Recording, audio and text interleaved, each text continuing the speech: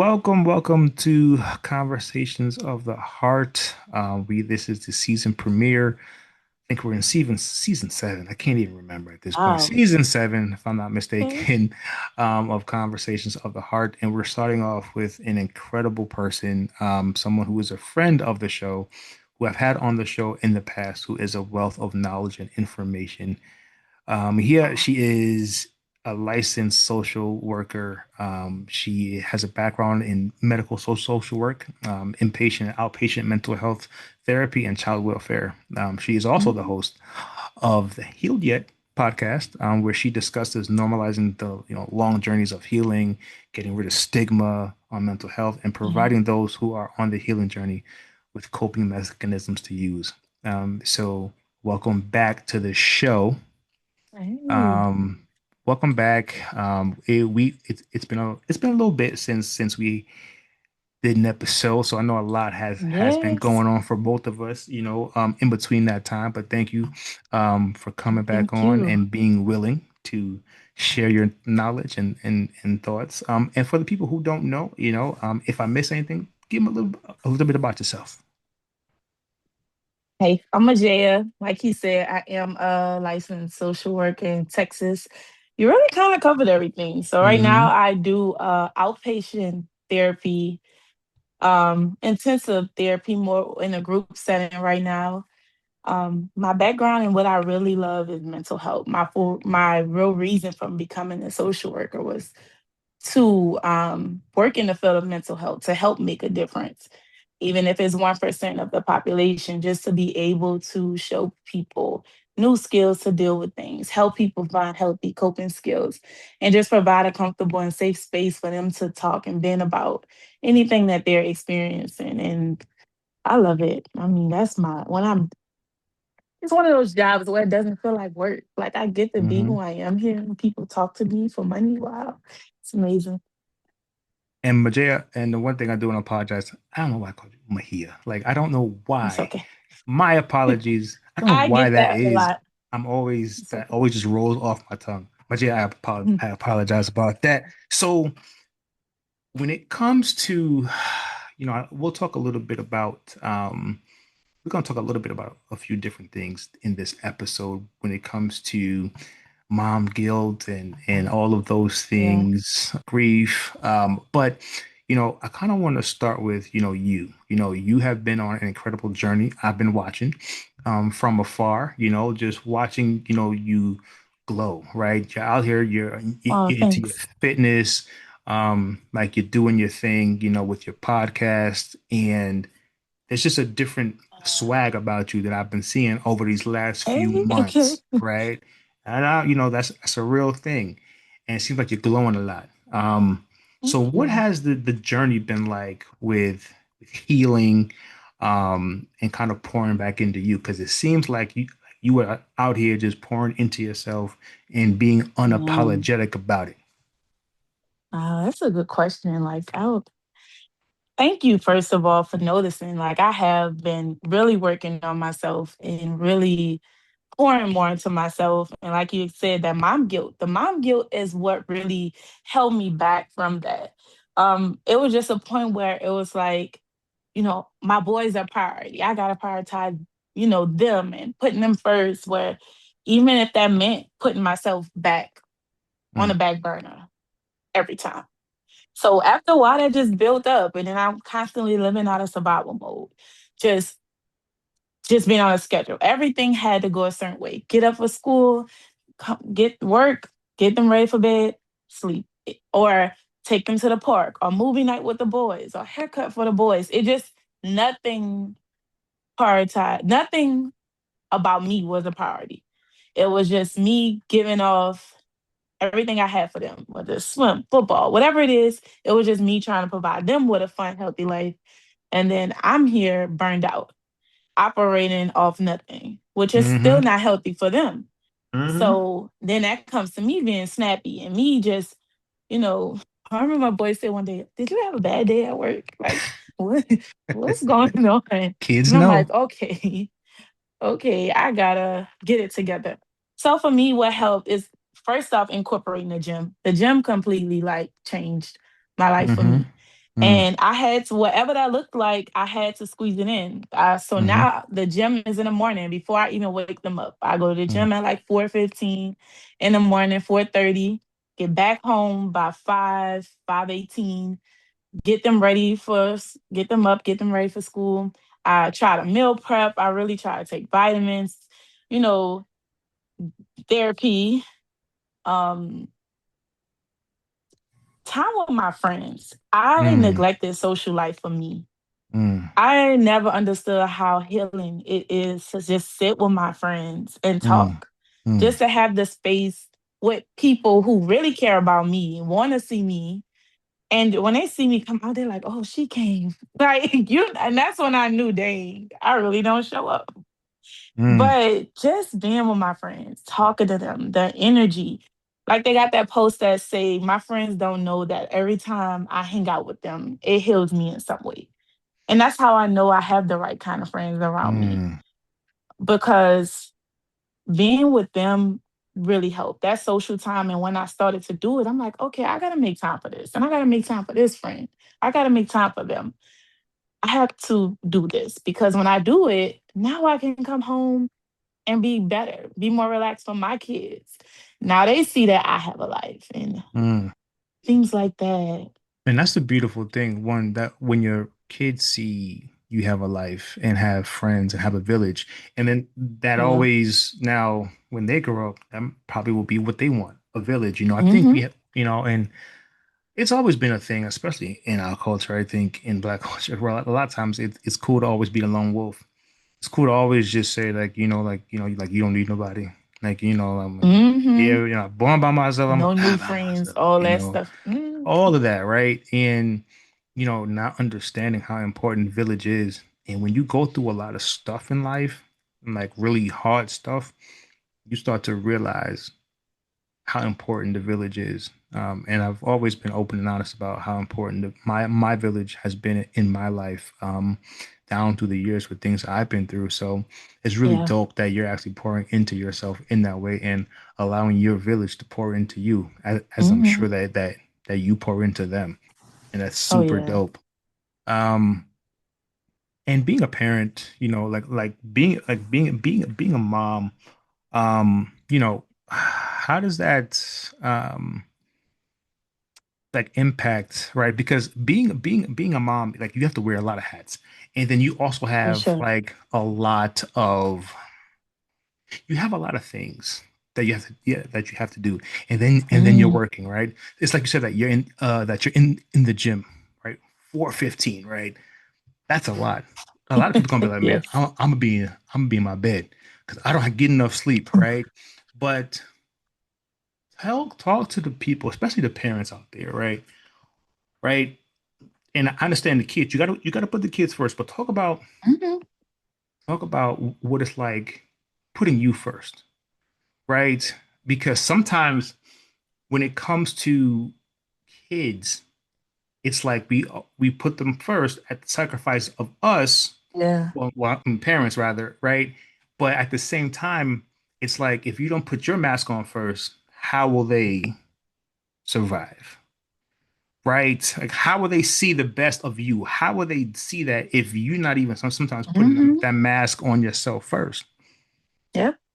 And before I start to piggyback off that, that's teaching your children to put other the people first. Honestly, we Mm-hmm. constantly just doing, and they're not seeing us pour into ourselves and take care of our health and body. That's ways to show your children how they should act, how they should treat themselves. That's how I have to view it now. But before then, putting myself first is not easy. I felt guilty about doing anything that didn't involve my children, Mm-hmm. especially if I had to get a babysitter, if they had to stay at daycare an extra hour for me to hang out. Like all of that bothered me. It Mm. did, and I can't even say where it come from. It may had come from me feeling like I am the only parent. I have to show up for them. They've been at school all day. They shouldn't have to stay an extra hour, or they don't want to go by. They don't want to have a someone to come babysit them today, so I should just stay home. And then I'm like, no, like this, I should be enjoying life too. I let them know, hey, mommy's going with a friend, or I'll be an hour late today. And I don't have to do that, but at least I feel like letting them know just helps. It just Hmm. helps them feel like they're involved and they know what's going on. But it just allowed me to be more present for them. Now they'll even ask, "Oh, you hanging out with such and such this weekend? Are you doing this weekend? Oh, you look nice." Or what you wearing? Hmm. Like they get involved. That's not always was easy, and it Hmm. always was hard because I've always felt like I had to show up for two people, especially being a single mom. So it's very hard to try to separate yourself from being mom and then being Majia. Hmm. Like I had to feel like I had to wear this mom hat all the time while stacking other hats on top. Like Mm, I had to I felt like I had to find a way to include my kids in everything. It was hard for me to take care of myself, if mm. that makes sense. I just Makes wanted perfect to sense. be a mom and do these things instead of just not be a mom and do I wanted them to be a part of everything when not prioritizing myself. So now, hey, on the day of work, I get off work and I go to Pilates, then I'll get them. Because now I Hmm. feel better. I did something for myself. Or I plan like, oh, I'm going to try this new coffee shop.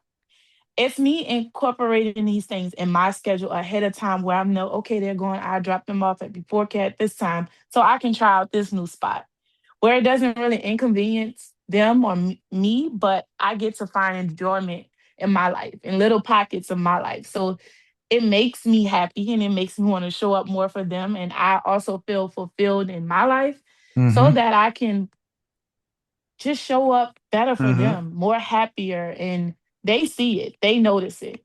They Hmm. do. That's amazing. And, I think, from what I've seen, like I said, me watching and, from afar and, just kind of seeing like your growth and what you've been doing. I'm proud of you, Mhm. you know what I'm saying? Because I'm Thank like, you. it takes growth to want to do something different. Oh, It takes yeah. growth to say, I kind of want to just switch this up. I gotta pour into me, right? Um, and the people around me, right? And the village. That Yeah. takes a lot of courage because there's a lot of guilt that comes along sometimes, like when you have kids and when you feel like, oh, I'm not doing enough, or maybe I Hmm. should be doing this more, I should be doing this more.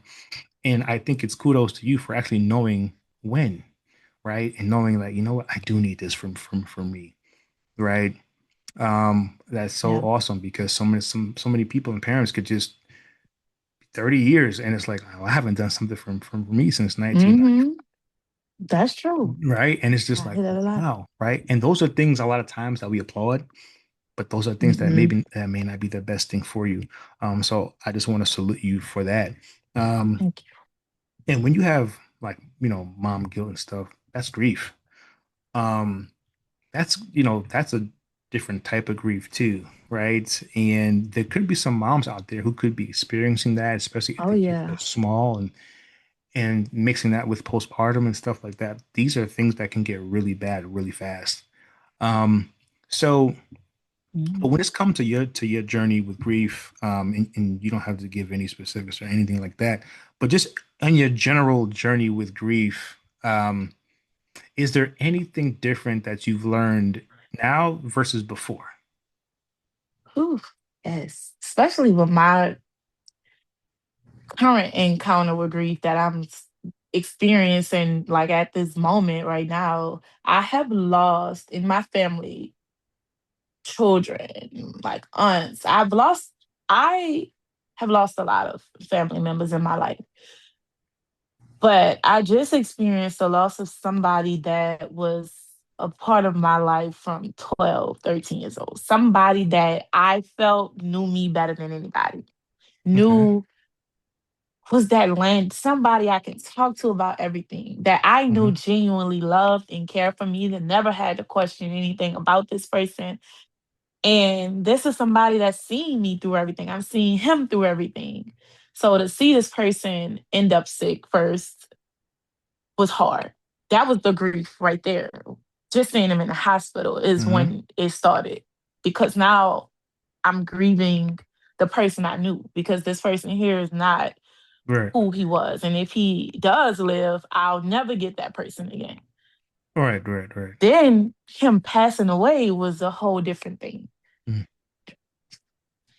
My experience with grief now is the symptoms, the heaviness in the chest, the dreams, the vivid, real vivid dreams. This feeling I get when I wake up throughout my body, something I've never experienced. That lonely feeling, feeling like I Mm. just nobody can connect with me right now. Maybe my Right. one of my friends who experienced it, she's been just great in this time, but feeling alone, feeling as if nobody can really, like I said, connect with where I am, that this is just something that God wants me to feel. I can't change this. I'm a person that's ready for healing. Like I interact, I'm sorry, something happens, and I'm like, okay, what's next? Let me get into therapy. I'm about to work out, go on a hike. Like a hike usually works for me. I did a hike Mm-hmm. the next day after he passed away, thinking this is going to help me. I cried a whole mile on Mm. on the track. I'm like, this not doing it. Okay, I got therapy tonight. My Yeah. friend told me, Majia, you always rushing yourself to feel better. And it hit me like, that's me. Like I had a therapy session scheduled the same day he passed away. I'm like, well, let's Mm-hmm. get to it. Yep. And no, grief is different. You're not going therapy your way through this workout. Not enough weights in the gym going to help me. Not enough Mm-hmm. journaling. Yep. This here is heavy, and it's something that I never truly experienced in the way I do now. Right. Amazing. Yeah. I'm proud of that growth too. And like you said, the village, right? Like the village again, right? Your friend, which is something that, it's so crazy. How do you survive without the village, right? Yeah, her and my And mom too. My mom, mhm, yeah, something special about moms, right? And yeah, I think that, when it comes to grief, it's hard, I think, because grief is very complex. Grief kind of, grief kind of, there's so many different facets to grief. There's so many different things that yeah. happens that can hit you out of left field. Like it hits you up, down, left, right, and you're just like, oh, like what is this, right? And I think Mm-hmm. sometimes we can't. It's hard to explain to people who've never been through it. Um, and that's why therapy and grief, I mean, therapy and the village and having that support system is so important, because grief is something that is so heavy. And like you said, like the heaviness in your Yes. chest, right? And it's heavy on your mind, it's heavy on your spirit, it's heaviness all around. Um, and it sucks, um, because it's something that can smack you at any point in time in life, Yeah. right? Um, and people don't really prepare you for that. Like I think in like the real world, like they'll prepare you for education and they'll prepare you for a lot of different Mhm. things and go to school. They'll prepare you for a lot of the good things, right? But then it's like grief. I like to me that should be taught in school too. Like how do you deal with grief? How do you deal with like the heaviness of what this could be? Yeah, Like, how do you deal yeah. with seeing a sick parent? How do you deal with losing a parent? How do you deal with losing a child? How do you deal with, and educationally, you may not know, right? Like that's something, but something there should be some prep courses, I think, in some schools, right? To tell people or to show people, hey, this could happen in your life, and here are some tools, right? Mhm. Um, because grief hits everyone very differently and some harder than others. Um, and some not at all, up until a certain point, right? And Yeah, sometimes you hit grief before your friends. Sometimes life hits you harder or hit you first, right? And then you have those experiences. Um, you know, And then it's just like, well, how come they don't understand? Right? Um, Yeah. but but it's not really for them to understand because they haven't lived it yet, right? How many times did our That's parents true. tell us something when we was like 16 years old Yeah. and we didn't understand Hmm. because we You're never like, lived dang, it. she was right. But now at our big age, we like, you know, mom and dad was right about that. I get it now. I understand it now. And Hmm. sometimes you don't get it until it happens to you. Um, and that's why I always say grace is warranted. For people, and also, surround yourself with people that also have gone through certain different life experiences, you know, as you. And I'm so glad that you did because it's not easy seeing someone No. in that state. Um, so, when it comes to I want to pivot here a little bit and we'll get back to Okay. some of those things, but I kind of want to pivot. When it I want to talk about advocating, right? Um, I know it's super important to advocate for your loved ones, especially while they're in, the hospital and Yeah. things like that. Can you talk to us a little bit why it's so important to advocate for your loved one while they're going through in a hospital? Yeah. Yeah. So for me being a case manager, being the one who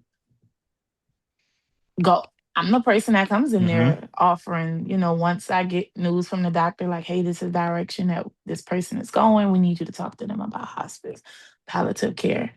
And, you know, I always tell them, this is what they say, this is the route this is headed. But also I want you to advocate for your family. If you know you at the end of the day have the final choice on this. And what would your loved one want? Do you feel that there's hope? Get more explanation on everything. Make sure Mm-hmm. you're 100% aware of what they're talking about. What hospice entail? What does palliative entail? Get a second opinion if you need to really look into the testing and things that they're talking about because they're not. This is a person you love. I should say the medical team, they don't have the same connection you have to this person. You know, I always say ask more questions. Never be afraid to advocate for your loved one. That's why you have this decision here today. This is why they are coming to you with this because you have the final say here. And make sure you have understanding. Ask them why are we going this route? What is it looking like? What does this testing say? Because I feel that people get intimidated when these doctors walk in, or when people like case managers or nurses walk in and say, "This is the route we that you need to take. This is Mm-hmm. what's happening," Yep. and you feel like, "Oh, you're right. You know what? You know best. You know more than me." And you get intimidated to ask these questions because you don't feel like you're educated enough, or you know what's best. You feel like, oh, the doctor knows best, or these people know more than me, so I'm just gonna go with whatever they say. And don't do that. Talk to people you love. If you don't feel 100% sure, talk to somebody else. This kind of what happened with my loved ones who just passed. It was just somebody that simply didn't even understand what the doctor was saying. Mm, She didn't even know what palliative care was, what comfort care was. mm, She didn't know that mean, oh, they're taking him off everything on a machine and he's just going to die eventually, comfortably, so they say. mm, So if you don't know, ask questions. Ask mm, so many questions. mm-hmm, Act like you want to know, because then they're going to sit and talk to you. If you don't know, they're not going to offer you information. mm. So Wow. be that person. If you are power of attorney, y'all, the next of kin, you are that for a reason Yep. because they feel like, other than next of kin, power of attorney for sure, Yep. they feel like you were the right person to make this decision, whether sometimes hospice or palliative is the right direction. If it's Mm-hmm. causing more harm than good for them being alive, then yes, you make that right decision. But Ask questions. Get involved in that care. And I beg, and when I say beg, I mean I really beg the listeners, the people, in order to ask questions, get your paperwork in order. Get these Yeah. power of attorneys, get these medical proxies Yes. in order. It takes, it really just takes a free signature to go ahead Oh, and please get get it these in medical order. proxies, right? Because we Yes. sit here and we doing a lot of things, right? We doing everything but getting our stuff in order. Hmm. We outside, right? Which is cool, right? But people are single out here, right? As if like they think that if something happens to them, It that is so. they're Hmm. especially when you're of age, right? You think that your sister can come make decisions, your brother can come make decisions, right? You think your uncle, your best friend, ain't no, that's not how it works in the Hmm. hospitals. It's not how it works. It's not. No. If you're And single, if you're and widowed, thinking we're too mhm, young. Stop thinking you're too young.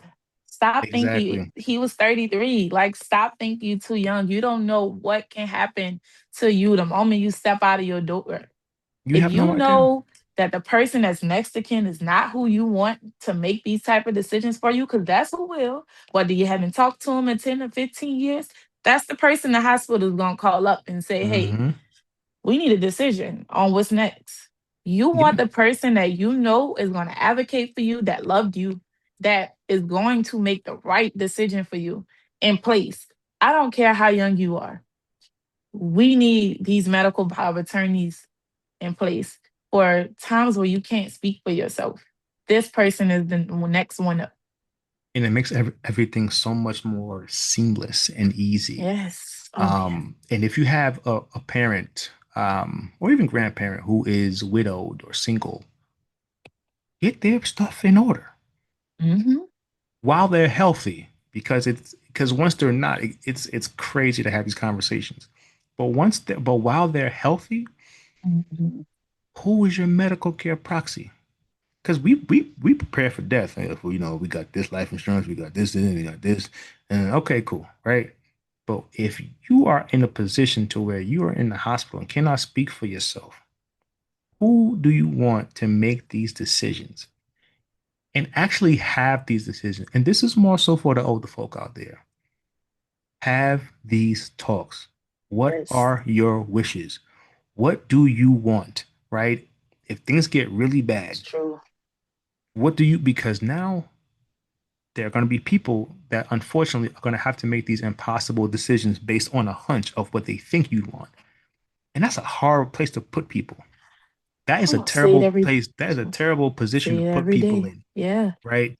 Yeah. And then it's like they're already grieving and now they have to make these tough decisions at some point and they don't even know if it's really what you would want. They're just guessing or hoping that they're making the right decision and they have to live with that, Hmm. right? All because you didn't want to have the conversation, right? We need to have these conversations while people are healthy Yep. and well, right? And to get these, just get the signatures, please, and get stuff in writing so that you know what Yes. to do. So all you have to deal with is just the grief. But when you're trying to do the business part of this stuff and grieve, and you scrambling, it's terrible. Yeah. Or when you have 10 kids in the hospital yelling and screaming because one don't want it to go, but one is very educated and understand because grandma talked to her about everything. She knows what grandma want. But the other one is like, no, I'm not ready for her to go. And it's a lot. It's a lot when it's too many people involved. Get, get your stuff in order so it's seamless, like you said. Your wishes are met and you have the right person advocating for you and you don't have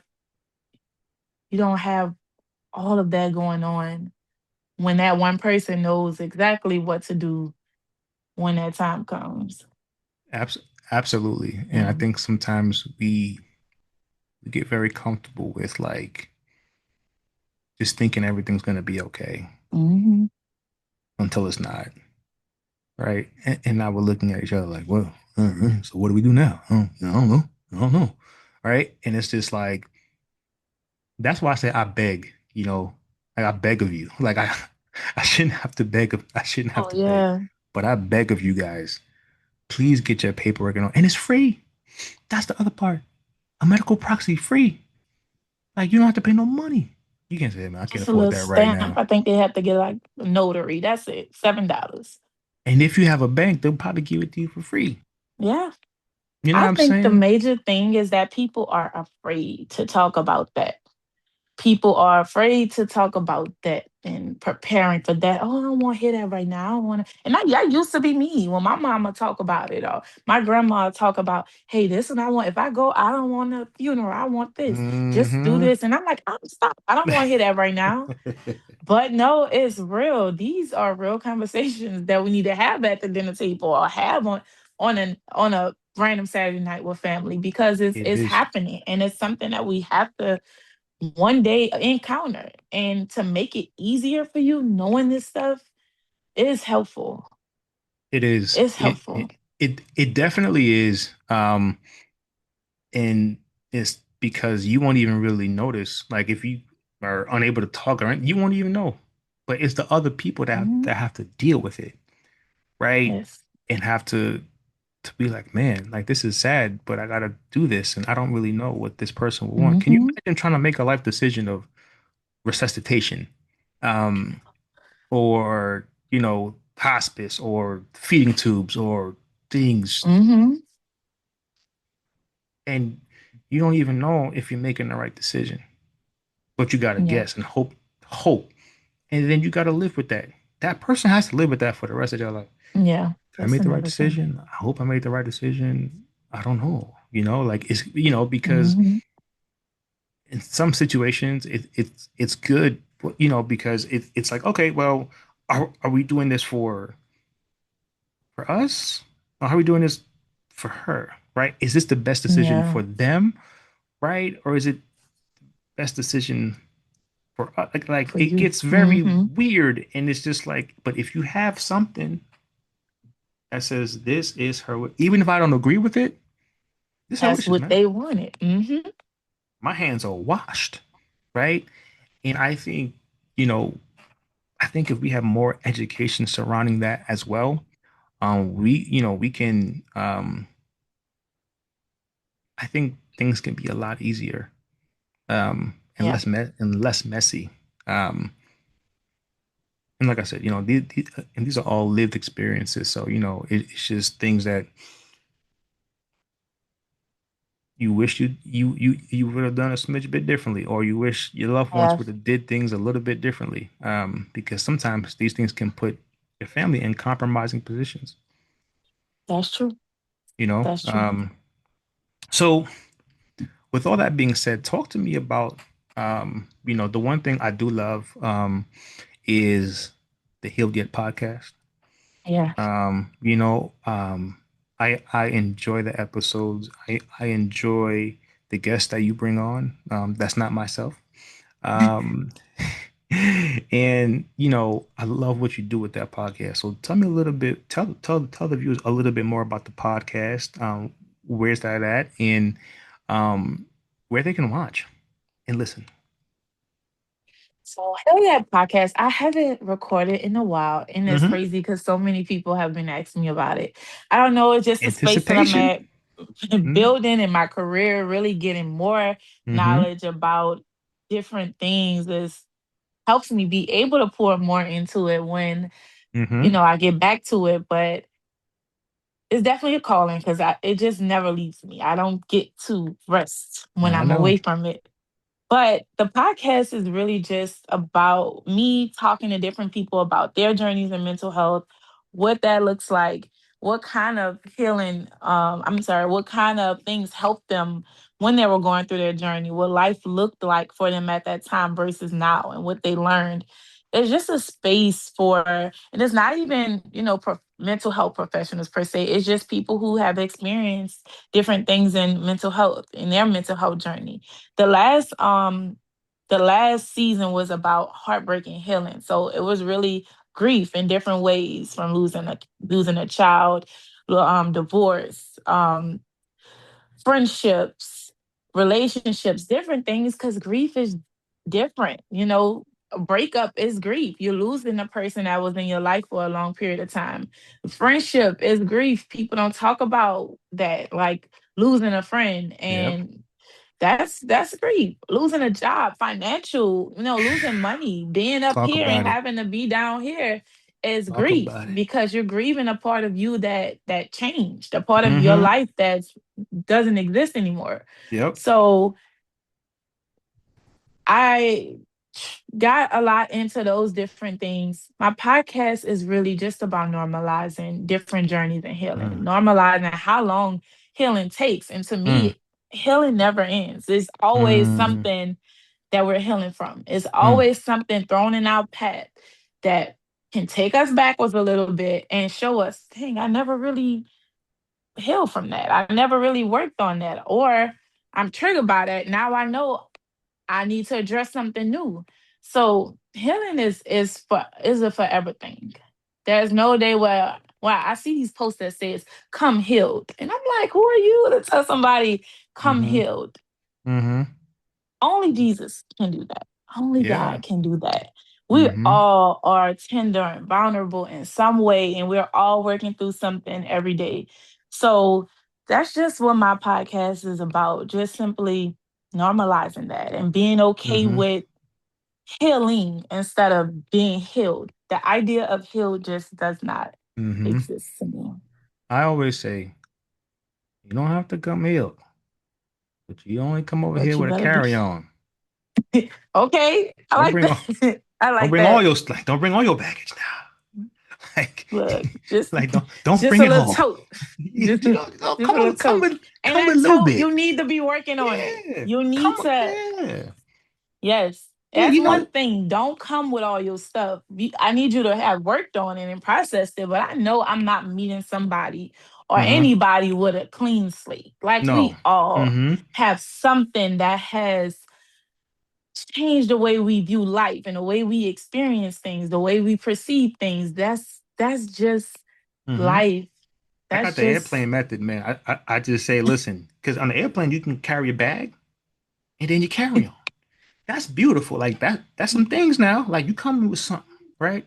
But the oversized that bag life. down there though, Yeah. the You gotta leave oversized that bag out down there. there, you can't bring, I don't know, you could bring that with you, I right? like That's that. a different type of thing, right?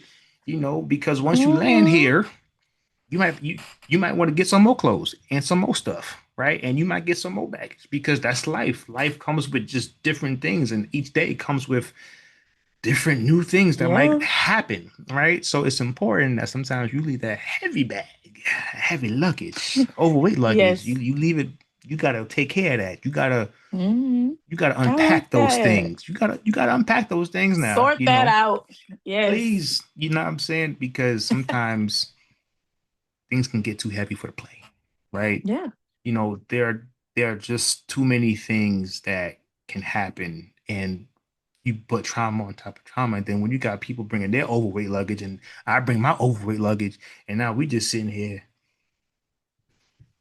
paying extra for our Mhm. baggage, Now, right? look, people are going to come with trauma.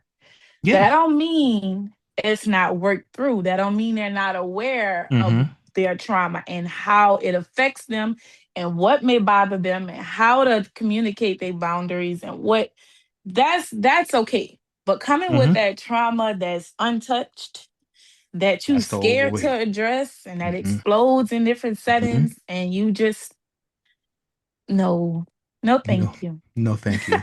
No Listen, thank you. we're gonna be No. polite and just say no, thank you, right? They I can't think even tell you what's going on, but they still upset about something. No. yeah, because Mm-mm. even when you hit the airplane and your baggage is too heavy, what do they tell you? Yeah, take something out. I take some of this stuff out. Call I me a like flight. this. Call you better call me a Yeah. flight clerk. Look. You gotta take some of that. You gotta take You know, some of you're that gonna out. pay extra. You're gonna pay for a whole new Yeah, luggage. Yeah, and it's so, I think for me, because you know what it is, people always say, they know my heart, right? They know I don't mean it, right? And it's like, that's cool until it's not, right?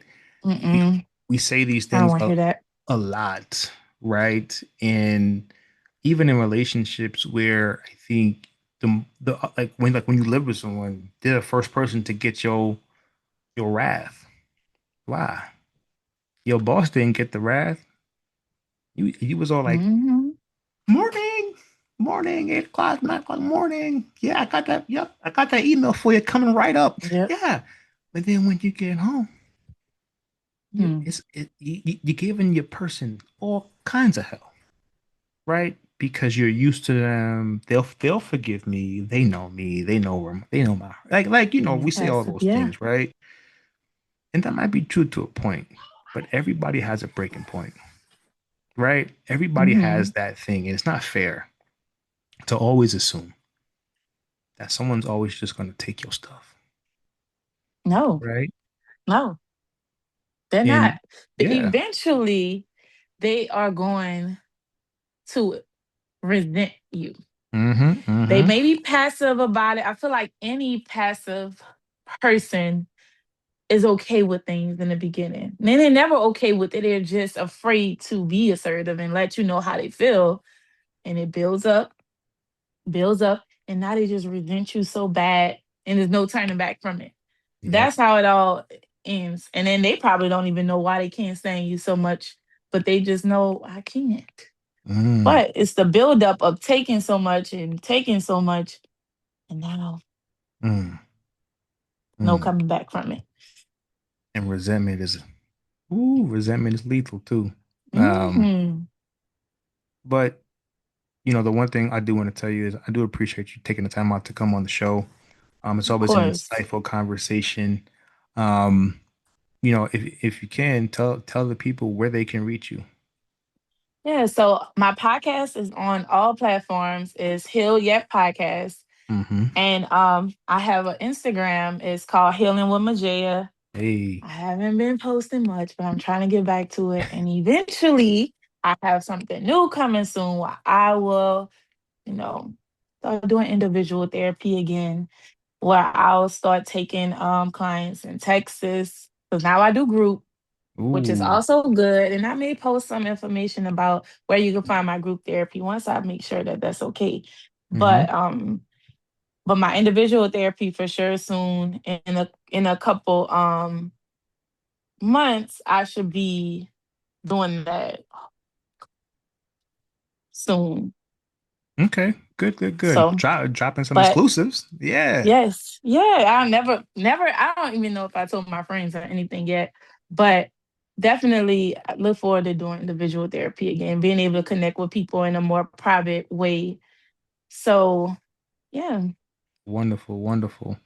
Listen, you keep glowing and you keep shining and you keep doing your thing. You know what I'm saying? Because whatever you're doing is absolutely thank working you. and keep inspiring people as I know that you do. I'm looking, you're an inspiration to me as well Oh, as I watch your journey from afar. I'm seeing all the incredible thank things you. that you're doing. And if you're in the Texas area, I suggest you book some appointments with her and unload some of that baggage, please Yeah, unload some of that baggage if you are in the Texas area. She'll drop when those things are happening and when you can go yeah. go ahead and book, and I encourage you to do so. So again, thank you for coming on the show. Keep Thank doing your you for thing. having me. Proud of you always.